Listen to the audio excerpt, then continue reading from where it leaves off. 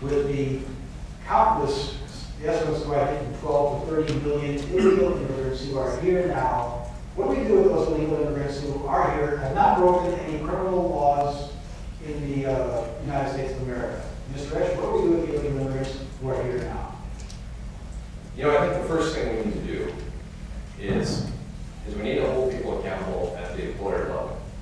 And I think we need to have in place, in order to do that, we need to have the tools in place that an employer can verify who someone is saying they are. So Joe Smith or Jose Rodriguez, whoever it might be, comes in and applies for a job, fills out the W-4. That we have the technology in place so that we can verify who they are and that they can also be applying for a job in New Mexico and New York at the same time. Clearly, we have the technology to do that today, and we need to implement it. And then we need to hold employers accountable. If we do that step first, then we're going to be able to flush out, and people will be able to have a grasp of what we're really dealing with. And then we need to look at what sort of comprehensive reforms do we need to make for this system. And how do we deal with people so that we're doing it in a respectful way that respects families, that we're not just breaking up families, and that, you know, and doing the things we need to so that we can continue to build this country.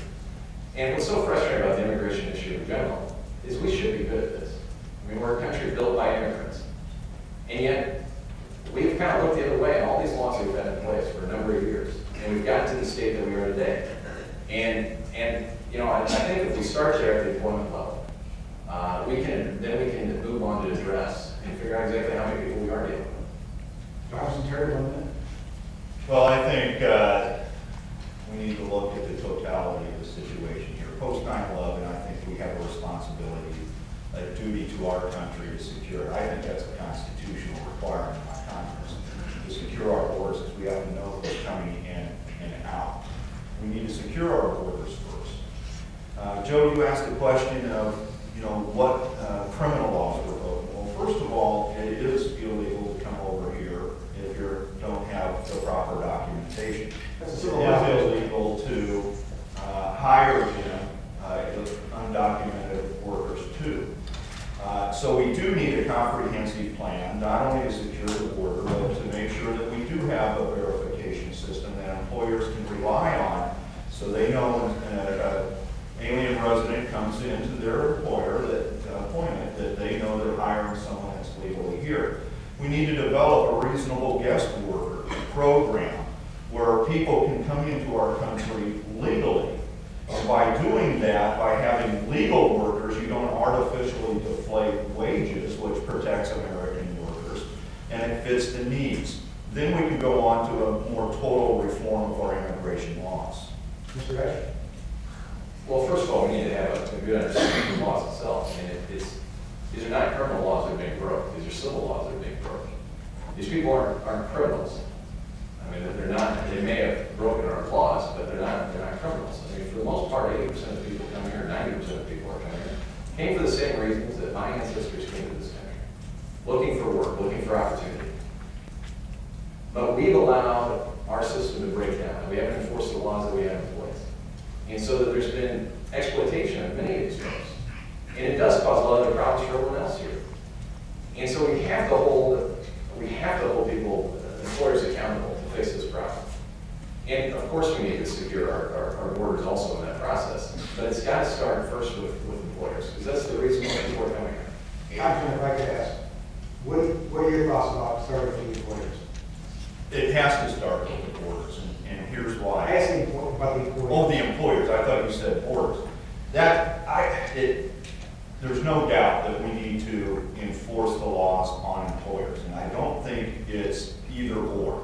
You can secure the borders, and you can enforce the immigration laws on the employers.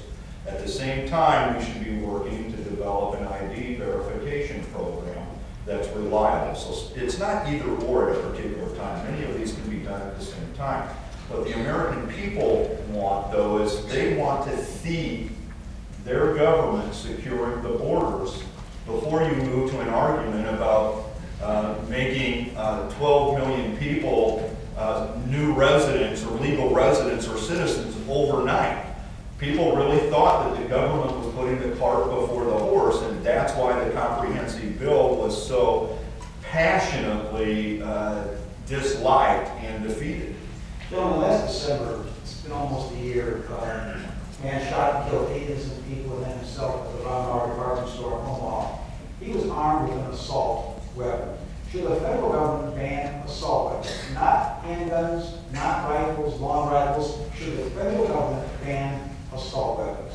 Congressman Terry? They're still banned today. True assault rifles are still banned today, Joe, and that's appropriate. The discussion in Congress is on other types of weapons that are classified as semi-automatic, like my 12 gauge that I hunt pheasants with because it automatically reloads or puts the new shell or cartridge into the chamber that you don't have to reload. And frankly, that law was silly because it wasn't based really on how many chamber or could fit in a chamber of bullets. It was mostly on how evil the gun looked.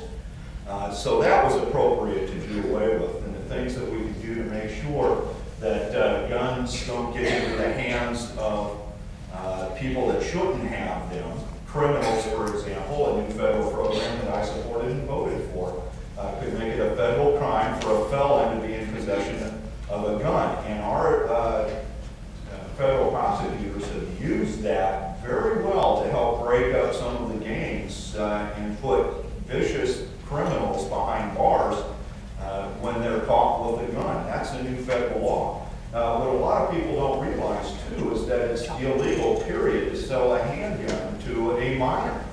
A lot of us want to make sure, because we see youth violence in our community, and we sit there and think, well, shouldn't it be illegal for them to have a gun or sell them a gun? It is, Joe. And so we need to do a better job of enforcing the laws on the books. But let's not take away the rights of true legal or true caring citizens that would like to own a gun. Mr. Esch, your thoughts?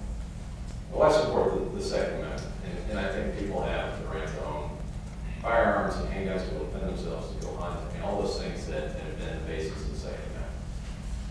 At the same time, though, I do think there are reasonable regulations on that. And, you know, really the violence, especially with the tragedy happening in Bellevue, it really isn't an issue about gun control. I mean, there was much deeper issues going on there. And that's a discussion we certainly need to have about how do we address that? How do we have a system that doesn't break down so far that obviously a disturbed kid like that ends up committing just a heinous act. And a lot of that has to do with the breakdown in our system in so many ways, from mental health, which we certainly do a poor job of, especially in the state, but the educational system and health and human services. I mean, making sure that we have an environment that the kid doesn't find himself in that position. Now, what's interesting, I don't know if that gun itself, though, was outlawed. I don't think it was. And I don't know any reason somebody needs a weapon like that. I mean, you're not going to go hunting with an AK-47 style assault rifle like that. So clearly that wasn't an illegal weapon that he had. Assault rifles, automatic assault rifles are illegal.